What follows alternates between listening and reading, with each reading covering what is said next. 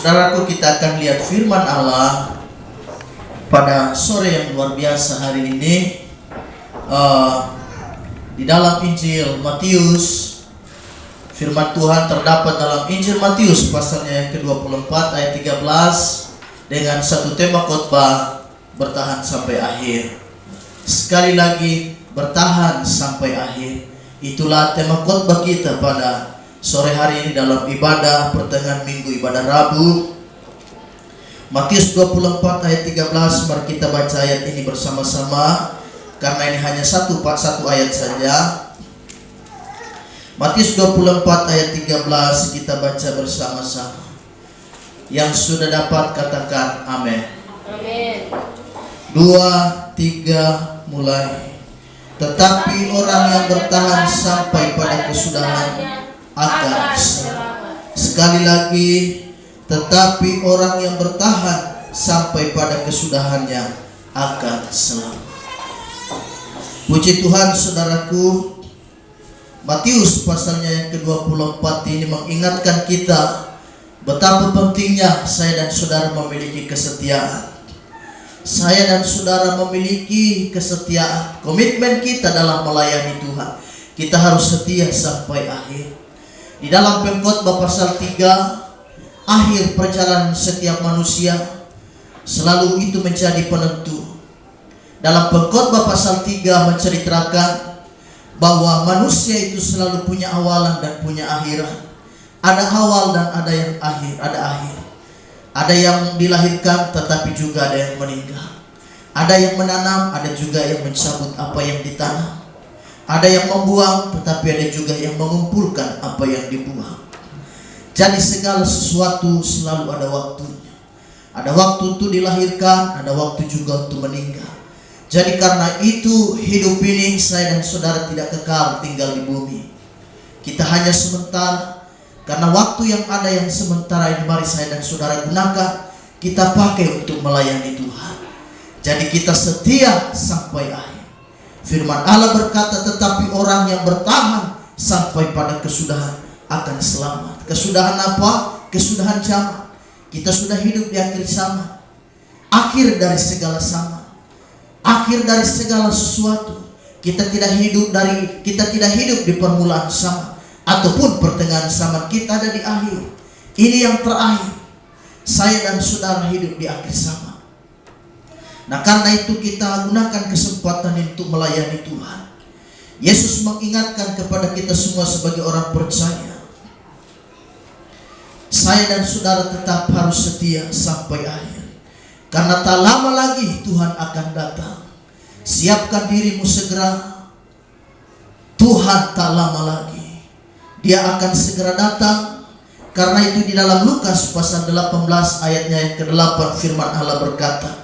Lukas 18 ayatnya yang ke-8 firman Allah berkata, aku berkata kepadamu, ia akan datang, ia akan segera membenarkan mereka.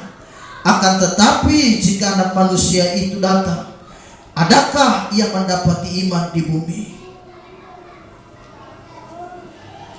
Jika anak manusia itu datang, adakah didapati iman di antara saya dan saudara? Atau iman itu dia hilang? Adakah saya dan saudara hari-hari ini punya iman yang tetap kita pertahankan? Atau iman itu sudah mulai hilang di antara saya dan saudara? Bahkan Rasul Paulus menekankan kepada jemaat yang ada di kota Roma. Di dalam Roma pasal 8 ayat 35 sampai 39. Firman Allah berkata di sana, Roma pasalnya yang ke-8 ayat 35 sampai 39. Siapakah yang akan memisahkan kita dari kasih Kristus?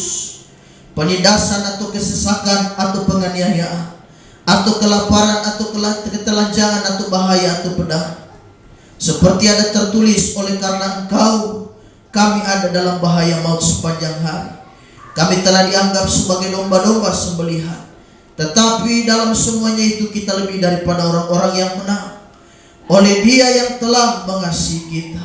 Sebab aku yakin bahwa baik maut maupun hidup, baik malaikat-malaikat maupun pemerintah-pemerintah, baik yang ada sekarang maupun yang akan datang, atau kuasa-kuasa, baik yang di atas maupun yang ada di bawah, ataupun sesuatu makhluk lain, tidak akan dapat memisahkan kita dari kasih Allah yang ada di dalam Kristus Yesus Tuhan kita.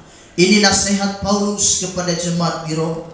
Tetap bertahan, karena jemaat di Roma pada saat itu hidup di zaman di pemerintahan kekaisaran yang sangat kejam sekali. Mereka menghadapi banyak bahaya, tekanan baik dari warga sekitar, dari golongan-golongan tertentu, baik dari warga-warga yang ada pada saat itu. Demikian juga melalui tekanan lewat pemerintahan kekaisaran Roma. Mereka hidup di tengah zaman yang sangat luar biasa jahatnya, karena kekristenan waktu itu sangat dihambat luar biasa. Kekristenan ditekan begitu luar biasa, begitu hebatnya. Jadi Rasul Paulus mendorong mereka, tidak ada yang bisa memisahkan kita dari kasih Tuhan. Salah satu kalimat yang dia sebutkan tadi, bahayakah, penganiayaankah, ataupun pedang. Setiap hari mereka berhadapan dengan pedang. Sebab ketahuan Kristen sedikit putus kepala. Kenapa? Karena pengikut Kristus. Tetapi mereka tetap setia, mereka tetap bertahan. Kita harus belajar dari jemaat yang mulia. Mereka belajar hidup setia, mereka pertahankan iman mereka. Ketika Tuhan datang kembali, adakah didapatinya iman itu di bumi? Adakah saya dan saudara masih mempertahankan iman itu? Ada 3 hal yang akan kita belajar sore hari ini terkait dengan bertahan sampai akhir. Kita ambil di dalam nasihat Paulus kepada anak didik, anak rohaninya, yaitu kita baca di dalam 2 Timotius 4 ayatnya yang ke-7 sampai 8. 2 Timotius 4 ayat 7 sampai 8. Paling tidak ada 3 hal yang akan kita pelajari berkaitan dengan tema khotbah kita bertahan sampai akhir pada sore hari. 2 Timotius 4 ayat 7 sampai 8, firman Allah berkata, "Aku telah mengakhiri pertandingan yang baik. Aku telah mencapai garis akhir dan aku telah memelihara iman. Sekarang telah tersedia bagiku mahkota kebenaran yang akan dikaruniakan kepadaku oleh Tuhan, Hakim yang adil, pada harinya, tetapi bukan hanya kepadaku, melainkan juga kepada semua orang yang merindukan kedatangan." Ada 3 hal yang akan kita lihat di dalam ucapan Paulus. Dia menguatkan anak rohaninya, karena Timotius gembala muda, hamba Tuhan muda ini yang telah menjadi hamba Tuhan melayani di kota Efesus. Perlu nasihat, perlu didikan, dan perlu dorongan dari siapa? Orang tua rohani yang bernama Rasul Paulus. Yang pertama di situ dikatakan, dia mengakhiri pertandingan yang baik. Paulus memberikan gambaran kekristenan itu adalah semacam sebuah pertandingan. Jadi kalau bicara pertandingan, pasti selalu ada akhirnya. Akhir dari sebuah pertandingan itu apa? Kemenangankah atau kekalahan? Namanya juga pertandingan. Jadi hidup ini adalah sebuah gelanggang pertandingan. Karena itu kita menangkan pertandingan itu. Kita bertanding, kita bergumul dengan berbagai hal.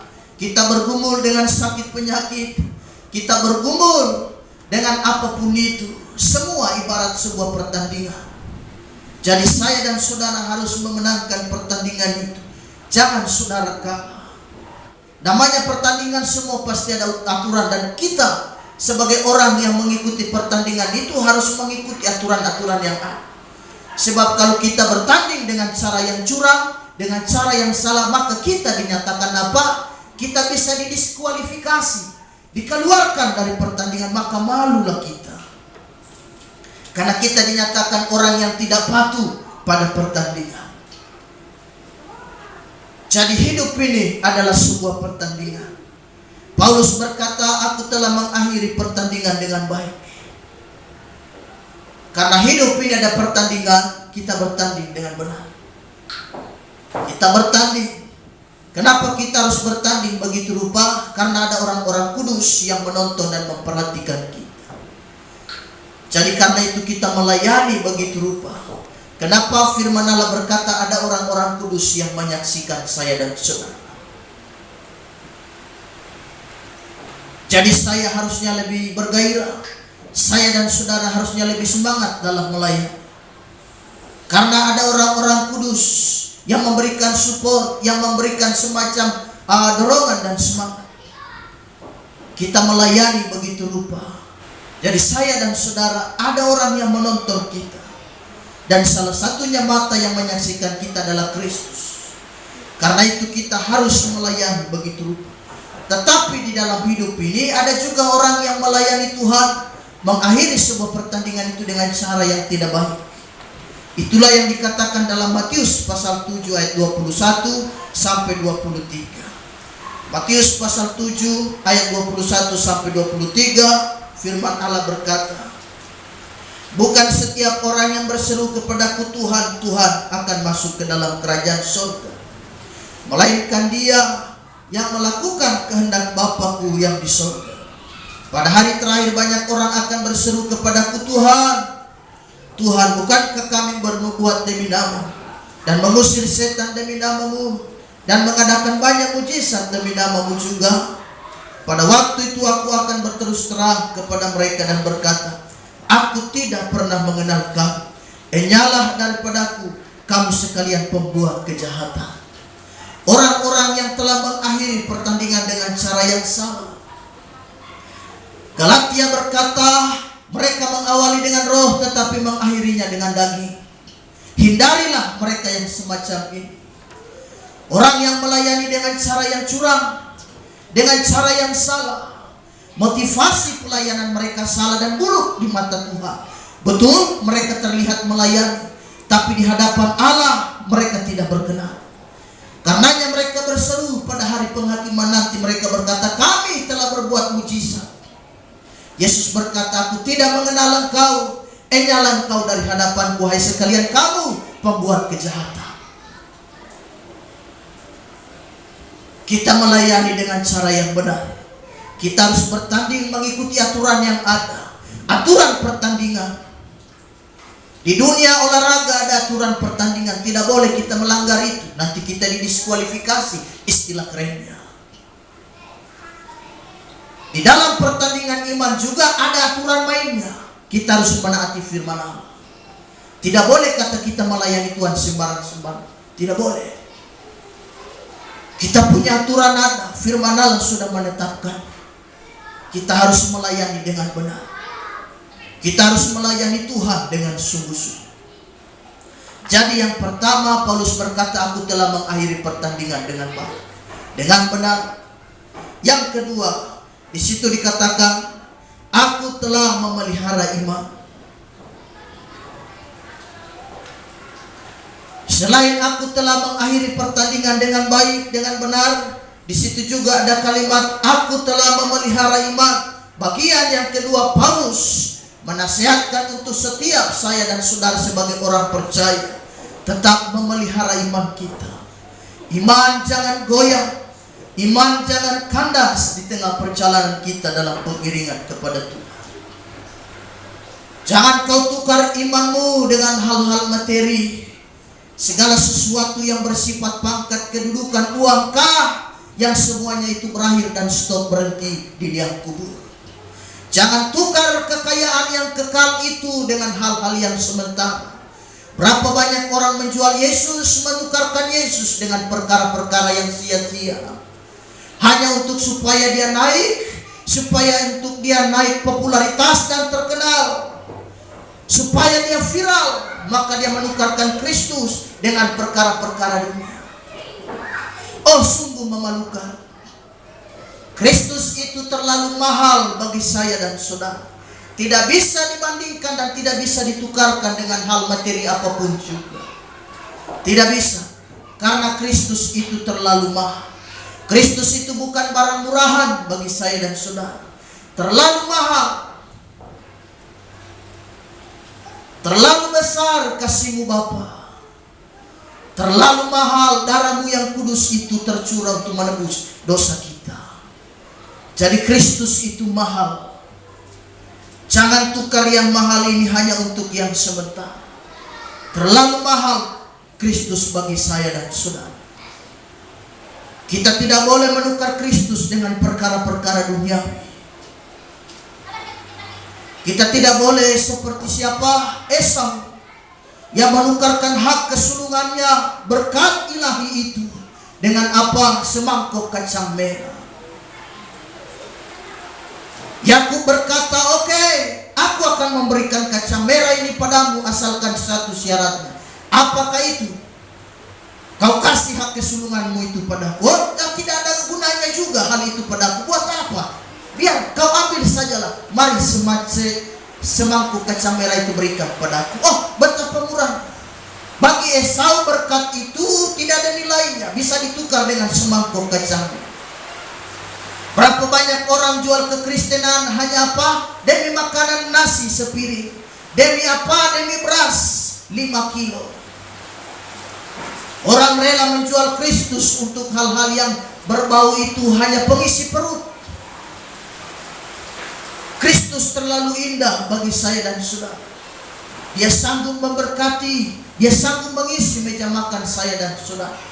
Jadi aku telah memelihara iman. Filipi pasal 2 ayatnya yang ke-12. Ada orang yang berkata, jika aku sudah percaya kepada Kristus, maka biar lagi dia bikin dosa, dia lagi bikin persoalan, bikin masalah, bikin hal-hal yang buruk, dia tetap selamat. Oh, tidak begitu.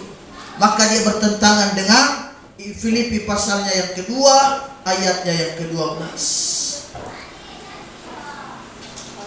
Filipi pasal 2 ayat 12, firman Allah berkata, hai saudara-saudaraku yang kekasih, kamu senantiasa taat, karena itu tetaplah kerjakan keselamatanmu dengan takut dan gentar. Bukan saja seperti waktu aku masih hadir, tetapi terlebih pula sekarang waktu aku tidak hadir. Saya dan saudara tetap kerjakan keselamatan. Bukan kata Kristus sudah mati menebus dosa saya dan saudara, jadi hidup jalan bebas. Mau bikin dosa tidak masalah, sudah ditebus oleh darah Kristus. Tidak begitu. Keselamatan itu terus kita kerjakan. Kata Filipi pasal 2 ayat 12.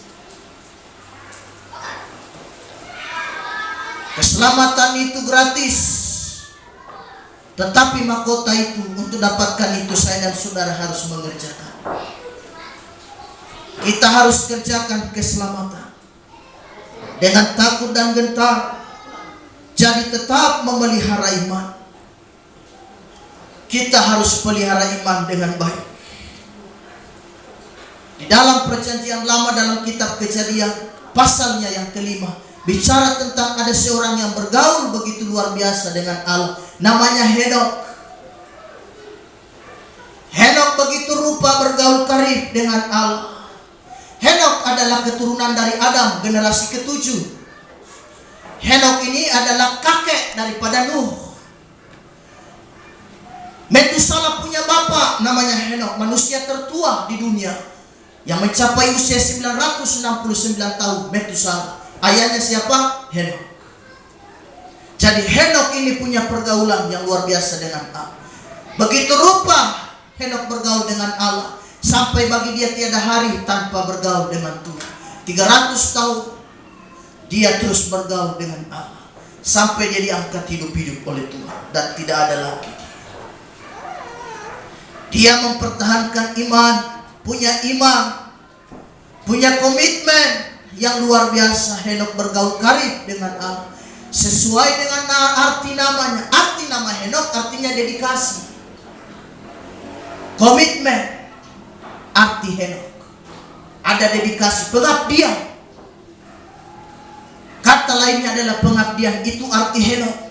Mari saudara punya pengabdian diri yang harus begitu luar biasa. Pengabdian diri dalam pelayanan, pengabdian diri dalam pekerjaan Tuhan. Kita melayani bersama, memiliki pengabdian diri. Kita mengabdi kepada Kristus Tuhan, Sang Kepala Gereja. Kita harus setia. Jadi memiliki dedikasi yang baik, dedikasi yang luar biasa seperti Henok. Sesuai dengan namanya, arti Henok adalah dedikasi. Miliki pengabdian. Kita setia menjadi jemaat yang setia di gereja lokal. saudara tetap bertahan. Yang lain mau goncang imannya, ya terserah mereka. Karena keselamatan urusan masing-masing. Pribadi lepas kepada pribadi. Saudara tetap setia sampai akhir. Firman Allah pada sore hari ini, setia sampai akhir, bertahan sampai akhir. Karena masa-masa yang sukar ini tentu tidak mudah. Ada banyak hal yang itu semua tawaran dunia yang akan menggeser iman saya dan saudara. Tetapi ketika kita punya komitmen yang benar, saya dan saudara terus melayani seperti Henok. Kita lihat Henok punya pengabdian diri. Bahkan namanya kembali ditulis dalam perjanjian baru, dalam suratan Ibrani pasalnya yang ke-11 ayatnya yang ke-5. Di sana dikatakan begini, Ibrani 11 ayatnya yang ke-5. Karena iman Henok terangkat supaya ia tidak mengalami kematian, dan ia tidak ditemukan karena Allah telah mengangkatnya. Sebab sebelum ia terangkat, ia memperoleh kesaksian bahwa ia berkenan kepada Allah. Namanya ditulis di dalam barisan, di dalam deretan orang-orang yang beriman. Orang-orang yang memiliki kesaksian-kesaksian iman. Salah satunya adalah Henok. Oh, luar biasa. Dan yang terakhir, tersedia mahkota bagi saya dan saudara. 2 Timotius 4 ayatnya yang ke-8 berkata, sekarang telah tersedia bagiku mahkota kebenaran yang akan dikaruniakan kepadaku oleh Tuhan Hakim yang adil pada harinya, tetapi bukan hanya kepadaku, melainkan juga kepada semua orang yang merindukan kedatangan. Ada mahkota yang disediakan Yesus, disediakan Tuhan bagi orang yang percaya dan setia kepada Tuhan. Saudara ingin punya mahkota? Haleluya. Masuk surga bagus, tapi harus ada mahkota. Ada mahkota, kata Paulus, kita yang setia melayani Tuhan. Oh, betapa bersyukurnya jika saya dan saudara punya mahkota. Dan mahkota itu sudah disiapkan Tuhan bagi mereka yang percaya, yang setia melayani. Jadi tetap bertahan, tetap pegang Tuhan. Dengan begitu rupa, maka saya dan saudara akan terima pahala. Kristus punya cara yang luar biasa memahkotai umat-umat yang mengasihi, orang yang bertahan sampai ke saudara. Kita akan memperoleh dan kita mendapatkan mahkota. Kita lihat dalam perjanjian lama yang sudah kukhotbahkan, ada Sadrak, Mesak dan Abednego begitu rupa pertahankan Tuhan. Sampai api yang harusnya menjadi penghambat iman mereka tidak peduli. Karena mereka lebih mempercayai Tuhan daripada mempercayai patung buatan tangan Nebukadnezar. Mereka tetap setia mempertahankan iman mereka. Andai kata Tuhan yang kami sembah tidak melepaskan kami dari api ini, kami tetap memilih percaya. Oh, luar biasa. Dalam perjanjian lama kita melihat ada orang-orang hebat yang mempertahankan iman mereka. Dalam perjanjian baru juga ada orang-orang yang luar biasa mempertahankan iman mereka. Siapakah dia? Martir pertama dalam perjanjian baru yang bernama Stefanus.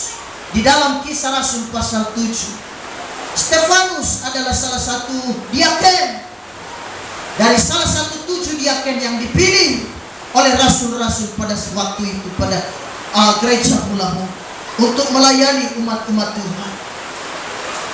Nama Stefanus salah satu. Firman Allah berkata, Stefanus dipakai Tuhan luar biasa sehingga dia punya karunia untuk menyembuhkan orang sakit. Tetapi di akhir perjalanan Stefanus dia diseret di luar kota dan diadili oleh mahkamah-mahkamah agama Yahudi karena dia memberitakan tentang Kristus yang telah bangkit dari antara orang mati. Dia dianggap menyesatkan banyak orang. Dia dianggap melawan hukum Musa. Dia diseret keluar kota dan dirajam dengan batu, dilempari dengan batu sampai mati, berdarah-darah, kesakitan sampai mati. Karena firman Allah berkata dia menengadah ke langit dan dia melihat langit terbuka. Dia melihat kemuliaan Allah luar biasa. Dan dia melihat Yesus berdiri di samping kanan Allah Bapa. Aku melihat kemuliaan Tuhan. Stefanus, orang-orang yang bertahan sampai akhir. Jadi tetap bertahan. Saya dan saudara, ada kemuliaan Tuhan yang Allah berikan. Tetap bertahan. Karena itu cari Tuhan begitu. Tuhan Yesus memberkati. Biarlah firman Allah menjadi kekuatan bagi kita. Haleluya.